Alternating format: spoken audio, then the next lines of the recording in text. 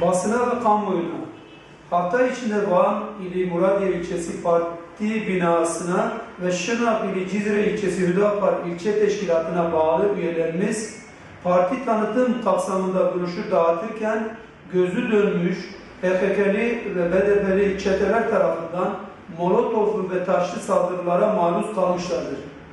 Ayrıca yine Cizre ilçesi parti üyemiz Abdullah K'nin evine aynı çeteler tarafından molotoflu bombalı saldırı yapılmıştır.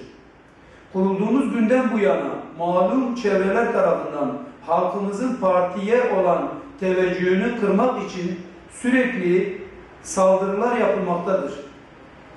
Parti teşkilatımıza ve gönüllerimize yönelik 100'den fazla saldırı gerçekleştirilmiştir. Seçimlerin yaklaşması ve halkın teveccühünün artmasıyla birlikte bunu hazmedemeyen çevreler saldırılarını da artırmışlardır. PKK ve BDP'nin Hüdapar'a yapılan menfur saldırıları stratejiye dönüştürdüğü anlaşılmaktadır. Menfur saldırılar fikri olarak halka bir şey vermeyen PKK ve BDP'nin düştüğü acziyetin bir tezahürüdür. Bu menfur saldırıların neresinde huzur, barış, kardeşlik, hürriyet ve adalet vardır? Ayrıca güvenlik güçlerinin bu saldırgan faillere karşı hiçbir somut adım atmaması ve bu durumun yıllardır devam etmesi komplocu, karanlık güçlerin işbirliğinin algısını bizde oluşturmaktadır.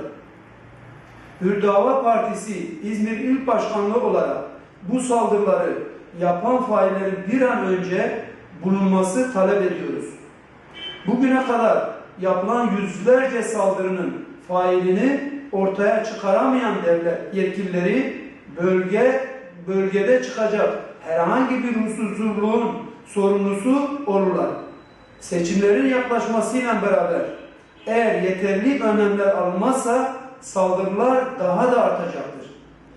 Fırat'ın ötesindeki hukuksuzlukları görmezden gelen yetkililer bu sorumluluğun altında kalacaklardır.